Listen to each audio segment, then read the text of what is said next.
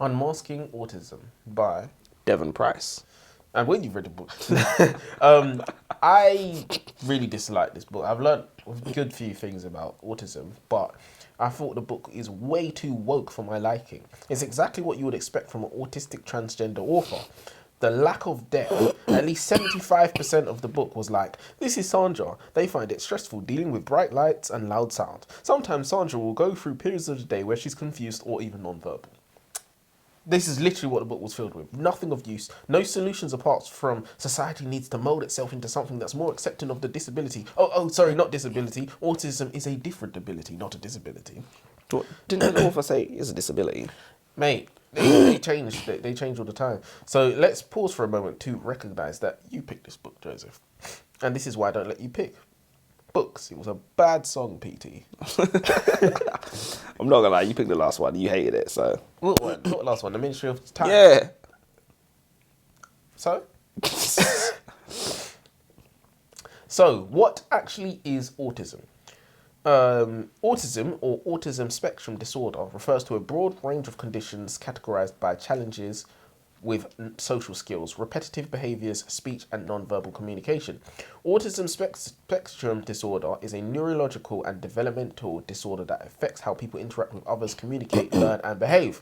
Although autism can be diagnosed at any age, it is described as a developmental disorder because symptoms generally appear within the first 2 years of life. And this is what I mean. It's not much of a definition. It's very subjective, and this was the theme of the book. I learned very little of what is definitive. But I looked at the science of it, and I learned there's a scientists, and I'm not saying they're close to cracking it or anything, but they kind of have a clue of what's going on. Yeah. Which is interesting, so we could stop this. But yeah, I mean, it's funny because we've got autism. There's people who are autistic who are incredibly intelligent. Oh yeah, of course. And you know, like for example, Magnus Carlsen, who is autistic. I mean, you look at him. I don't know if it's confirmed, but look at him. He's not normal. Oh, I'm dead. But you know, I'm sure he wouldn't change his autism for the world because he's greatest of all time. Propelled it where they say Messi's autistic as well. That wouldn't surprise me. That wouldn't surprise me either. Yeah, legit. It looks a bit. This guy don't say nothing, just It's literally and then just mashing up everybody on the pitch, you know, doing all kinds of next level genius shit. They ask him, how do you think of that? He said, no English. Getting science dropped on our head top right out of the gate. Dr. Devon Price, our author, says that neurodivergence, trendy 21st century term for autistic, differ from neurotypicals due to the anterior cingulate cortex, a section of the brain that is responsible for decision making, filtering and regulating emotions such as empathy. Signals travel from this cortex to other parts of the brain via VENs, which stands for von Economo neurons. These are neurons that allow for rapid communication in the brain, and neurodivergents possess fewer of these VENs than neurotypicals. This feels like it explains everything right off the bat. We don't even need the rest of the book. Should have just closed it. Have you ever tuned out a persistent noise in your vicinity? Maybe a dripping tap or a ringing phone. One thing I always do is, when the fridge is open, your fridge, when it's left open, it makes that noise. Yeah. I just tune it out. I don't even hear it. That process of tuning out a noise is your anterior cingulate cortex flagging that noise as non-threat and transmitting those signals across your brain via VENs. In neurodivergence, their ability to filter threat from non-threat is less acute, which leads to things like sensory overload. So basically, their brains are like, we can't tell what's a threat and what's not a threat, so it's all a threat. Yeah. Just to be safe. Get stopped. You know, you see what I'm saying? So you hear everything, you feel everything, you know, bright lights, loud noises or whatever, and that leads to sensory overload. So I think that's probably the best point I'm going to say all day about this book, to be honest, because it explains pretty much everything. Yeah. Well, not everything, but explains a lot. Well, they tried to, but, okay, so what I would have liked to understand is why that is, not just what it is, if you get what I'm saying. Yeah, well, no, there's a lot more that goes into it. So you could probably read some other books and, which I won't. Not necessarily just about autism. Like, I remember when we read The Anxious Generation, for example. If children develop the wrong way because they've got too much screen time, not enough playtime. And then we read the book about why we sleep and if children don't get enough sleep. Exactly. You know, so these things linking together, and then if children are eating ultra-processed foods, you know, ultra-processed people. Legit. Hans Asperger was among the first researchers to describe autism, and his decades of work with children later informed the concept of autism spectrum. Scholars have raised questions about his associations with the Nazi Party and his involvement with Nazi efforts to euthanize children with certain health conditions or disabilities. The new book and paper suggests that Hans Asperger referred dozens of children to a clinic called Spielgren in Vienna, where doctors experimented on children or killed them. Nearly 800 children, many of whom were disabled or sick, were killed there. The clinic staff gave the children drugs which often led to their death by pneumonia. Reacting to this news, some experts say that the medical term Asperger syndrome should be discarded. Yeah. So it's interesting that we say words on a daily basis and we have no idea what we're saying. And no idea it was somebody's name, much less a Nazi sympathizer. Do you know what I mean? Crazy. Why is it that the name hasn't been changed or that people haven't kicked up a fuss over it? Well, you see this a lot of the time, so... we live our lives, some left-leaning people, let's say, live our lives and never think we associate with Nazis in any way, shape or form. You're walking around with these Adidas trainers on. You have no idea where that name comes from. It was a guy called Adi Dassler who was a Nazi. And that's the name of the company, Adi Dassler. Exactly. So here's another one. This blew my mind as well. I've said this to like 2 or 3 people since then. And it was like, we had no idea that it was a name of somebody, So what, Asperger? Yeah, Asperger's. So it's literally comes down to doing your own research and figuring out where things come from. Obviously, you're not going to be able to do it for everything. Some things you're not going to question. But read books, I guess. One is a good one, you would never know. And it's interesting because they got their money from Nazis. On the surface, you might say, we should change the Asperger one. But if you change the Asperger one, you got to change Adidas. Got to change everyone. Adidas ain't going nowhere. Adidas ain't foolishness. Going nowhere. That's $1 billion company. Come on, man. I don't know. I'm still thinking about it. Adidas traders. Are you mad? Not just that, but that company would lose billions of dollars by changing their name. Imagine they change it to Reebok Point 2 or something like that. Because Adidas and Reebok used to be one, apparently. Was it? 2 brothers, or was it Reebok and Puma? So I thought it was Adidas and Reebok. That's what I thought it was. I heard it was Reebok could have been a Nazi as well then. Yeah, that's what I'm saying. Bloody hell. Just check. It's your turn, isn't it? Yeah. Sherlock Holmes, Sheldon Cooper, and the harmful stereotypes of neurodivergence in media. This is where the book actually started to blow my mind because it's where it's exposed my own programming.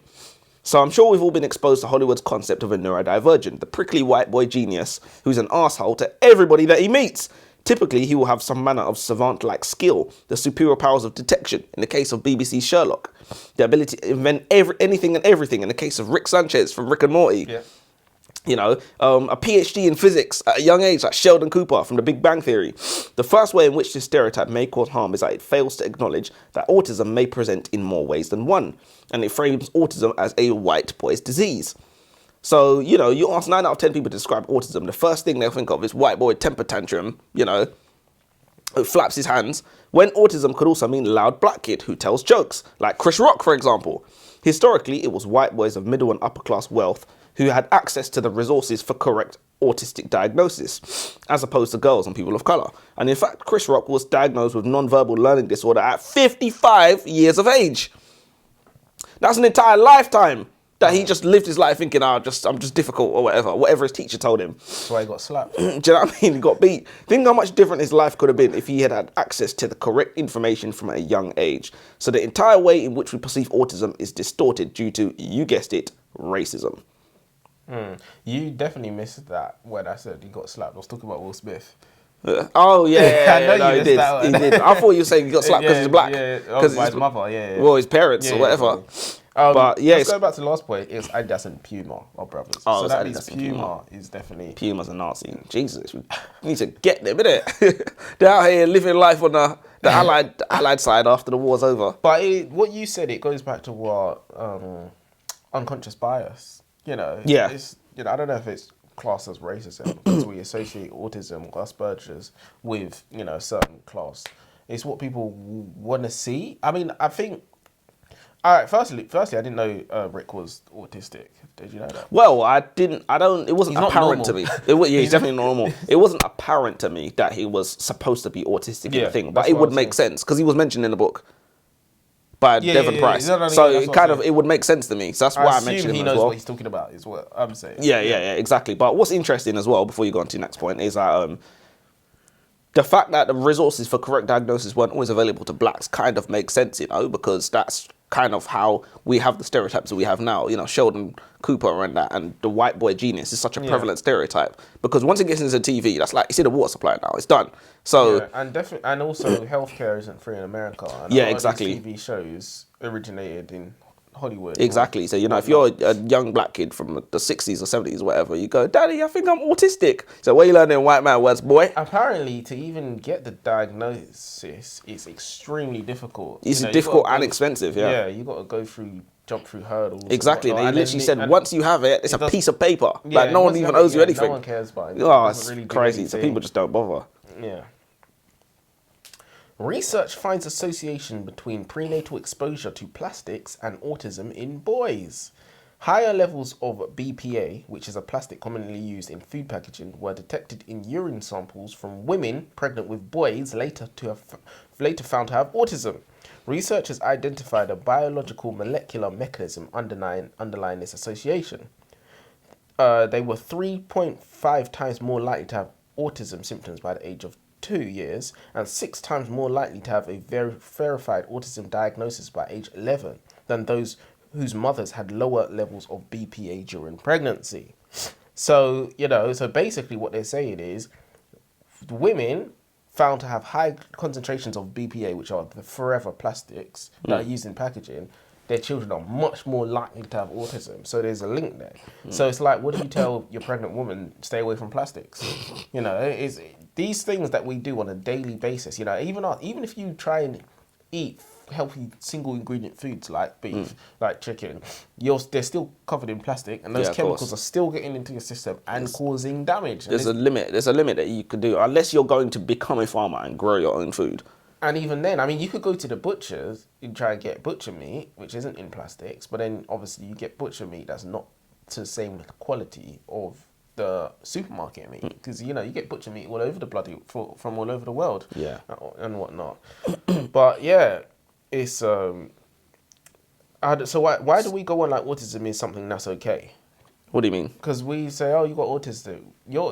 Someone will tell you I've got autism, and you say, oh, it's okay. You're just different. It's okay. When you should be like, I'm sorry for your loss. Well, it's a bit of toxic positivity, you know. It's like not something we can fix, so we try and make people feel as best about it as they can. Because we say your brain's wired differently. That's what they say. Yeah, we say things like that, like brains have cables or whatever. But if the likelihood of autism is increased by poisonous forever chemicals, it cannot be a good thing. Well, listen, it literally cannot be a good thing. It also is irreversible. So it's the kind of thing where people, need to feel as good about it as they possibly can, so that they can get up in the morning, so that they can get through life, you know, because there's nothing else we could do. So I think that's probably the reason behind the toxic positivity. You could maybe call it. I've never heard that term, but I like it. What, toxic positivity? All right, let me go. The origins of Asperger's. Did you know in the 20th century there was an Austrian scientist named Hans Asperger? And I bet you can guess where Asperger's disease comes from. Hans wrote more than 300 publications on atypical neurology, specifically in children. What you may not know is that when the Nazis took control of Austria, they sent disabled children, ergo children who are neurally atypical, ergo children with autism, among others, to euthanization centres to be put down as they were unworthy of life. Much of Hans Asperger's research revolved around proving the usefulness of such children to the Third Reich, and specifically boys, as girls and blacks were intrinsically seen as less valuable. So much of Asperger's research and publications, along with his peers, documented only the autistic traits presented by white males, which varies greatly from the type presented by other sexes and racial groups. Fast forward a few decades, and the signs of autism that people recognize are the ones most commonly presented by white males. This prejudice bleeds into Hollywood and television. Before you can blink, people are being programmed to think autism is a white boy's disease. So this is affecting the lives of young people every day. But less and less, the more that this information comes out. You might be presenting signs of autism as a young black kid, but because your parents think autism is for white boys, they diagnose you as rude or problematic or non-compliant and beat you. And this is pretty much what happens. Instead of trying to get access to the tools that you need or tools that would actually benefit you, they think autistic, you tell your dad, I'm dyslexic, unslexic. What do you mean? What are you learning words, boy? You mean you're rude. There's only one way to cure a rude child if you're a black parent. Beat. Works. I mean, what is the solution? Because a lot of parents are not going to read books like this. Of course not. Even though they should. Even though they should. It's their Because parents wing it. That's what parents do. Yeah, it's their responsibility And to. in some respects, because I always bad up parents, I say, oh, you just wing your most important job of your life. But in some ways, isn't that what you're supposed to do? We're not born to wing it. What do you mean? In terms of like fight or flight kind of thing? No, in terms of reproduction, we were born to wing it. What do you mean was born to wing it? So if you think about evolution, thousands of years ago, our ancestors would reproduce and wing it. It's what we're supposed to do. Oh, so you mean just because it's what we've always done? It's what we've always done. If we were supposed to research parenthood, we would be, or if we were supposed to know information about parenthood, We'd come downloaded with it. We'd be downloaded with it. If we're supposed to wear clothes, we'd be born with them. Exactly. You're saying it as a rebuttal, and I'm agreeing. So, Get it out. I think that's an interesting. I think that's an interesting point. But since the tools are here, it's silly to not use them. Is it wrong to not use them though? Well, right and wrong is very subjective. Objectively, it's silly. Well, I'm asking you. It's unwise. Is it wrong to not use them? Yeah. The hell? If you're asking me, So you've done a bad thing by continuing the tradition of your ancestors by winging parenthood. Listen, what was the tradition of our ancestors? Getting beat on them plantations. So That's recent. We will not be. Recent history. I was talking about Billions of years, not billions, tens of thousands of years ago. But yeah, let me say my last point then. I've got two more. Let me go again because I've actually got three more. Well, okay. I was gonna say, well, if you go again now, you go again later. It's the same thing, isn't it? This book is actually starting to scare me a little. Author is going into the various manifestations of autism, male versus female, etc. And it's weird how much he's describing me. It goes back to what the author was saying. 10, 15, 20 years ago, the resources for correctly diagnosing autism weren't available to so many people, mainly blacks and women. So people like me would just end up thinking we're weird. So in the book, it said in 2020, the rates of autism was 1 in 58 people. 1 in 58 people was diagnosed as autistic. And they said in the 1990s, it was 1 in 2,500, which is insane difference. They said 1 in 2,500 people was diagnosed as autistic. So obviously there's going to be hundreds and hundreds of them that don't have the money, didn't have the information, wasn't accessible to them. So it's crazy. Obviously with the rise of the internet, people could read what they want now. The rates of autism has gone up. I'm pretty sure the iPhones have something to do with it as well. Like we read an anxious generation. Well, when did the iPhone come out? Well, you know what? Because I was thinking about what I said with the BPA plastics, and that increases if found in the pregnant women's urine, it increases the likelihood of their baby being autistic. But these BPA chemicals, I don't know the history on it, but I don't think they're over 50 years old. So, Hans Asperger was, detecting this stuff. He's detecting autism regardless, before these BPA plastics were used, these forever chemicals and stuff like that. So I don't know if it is a thing that we are causing. Maybe it is just a thing that... Maybe their brains just are wired differently. Well, maybe because maybe it's not a thing that we're doing wrong.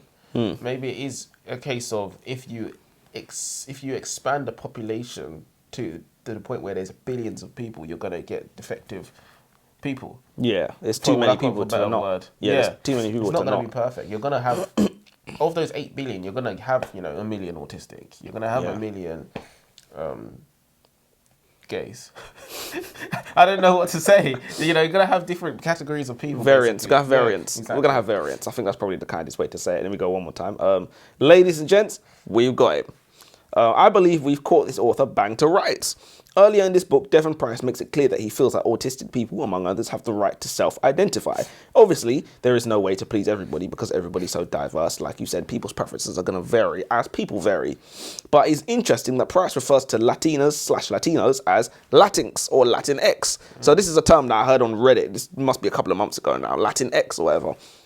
And every single Latin person in the comments was like, what the fuck is Latinx or Latinx or whatever? They was like, we are not Latinx. We are not Latinx. We are Latino or Latina. So even the letter X is not used like that in the Spanish language. So it's like, it's not a part of it. So like to put it on there and like call Spanish people or people of Latin descent Latinx or Latinx when it's not even a part of the Spanish language is like, where is their right to self-identify, Because Devon Price ain't Latin. Yeah. So I just think it's weird. Like, it goes back to what you're saying about the books being too woke, to be honest. Yeah, there's certain things that is... Inclusivity. Yeah, inclusivity is it's a pit with no bottom. You know, it's not a thread that should be pulled. There's no way to get it right ever. Yeah, it's not. I don't think there's a point in even You know, trying. the best model of a functional ecosystem is an ant colony, because all the ants do what they need to do. They don't identify as what they Sounds want. like socialism. Sounds like a dictator. Well, Sounds like Hitler. Let sleeping babies lie. Scientists highlight the negative impacts of sleep disruption on early brain development. In other words, waking or keeping your children awake increases the likelihood of autism. Researchers show how sleep loss during early life impacts key aspects of the brain development and how it can increase one's risk for developing autism spectrum disorder. Sleep deprivation in adults have long been proven to cause long-term mental and physical health issues, including, but not limited to, weakened immune systems, weight gain, depression, and increased risk of dementia. Our data shows that babies and children are more vulnerable to the negative effects of sleep disruption. We also found that sleep loss during this crucial period of time can negatively interact with underlying genetic risk for autism spectrum disorder. Sleep issues are an important early indicator of brain growth issues and other neurodevelopmental disorders such as ASD, which is attention deficit hyperactive disorder. No, such as ASD, attention deficit hyperactive disorder, and intellectual disability. Sleep disruption has been noted in 80% of people with ASD, autism syndrome disorder. Not syndrome, spectrum disorder. Yeah. But whether sleep disruption is a cause or consequence of ASD is largely known. But this is another example of how parents just wing it. I know there are parents out there that will keep their children up around 3 p.m. so that they can sleep through the night, when in fact they are damaging their children because they are taking away that opportunity of sleep. Not to mention that the devices that parents are thrusting in front of their children's eyes from birth also promote sleep deprivation.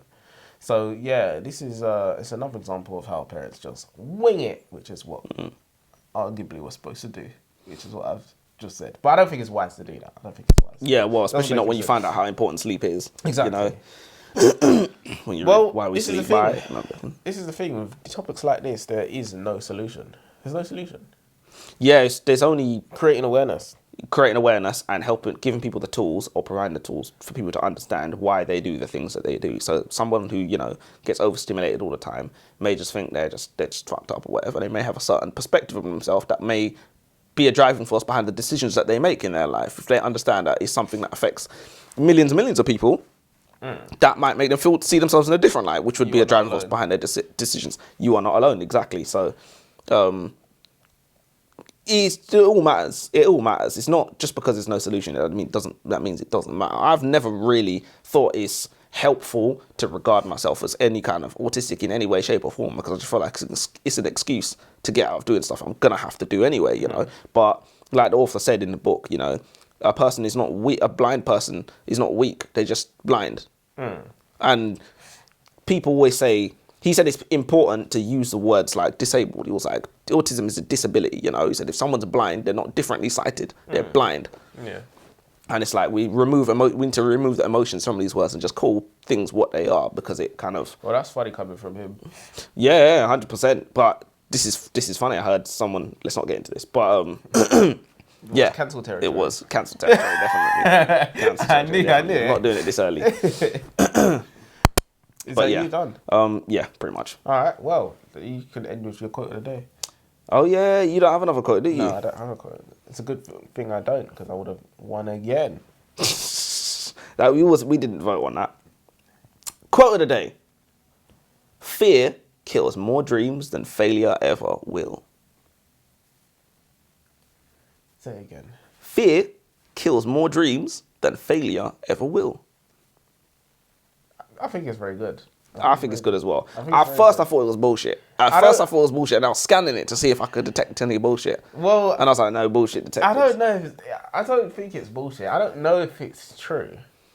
Yeah, I think it's plausible. It's plausible, and it's a call to action, which is the most important. That is the most important thing. But I like Take that. up arms. Yeah, I like that. But yeah, I win. Till next time. Till next time.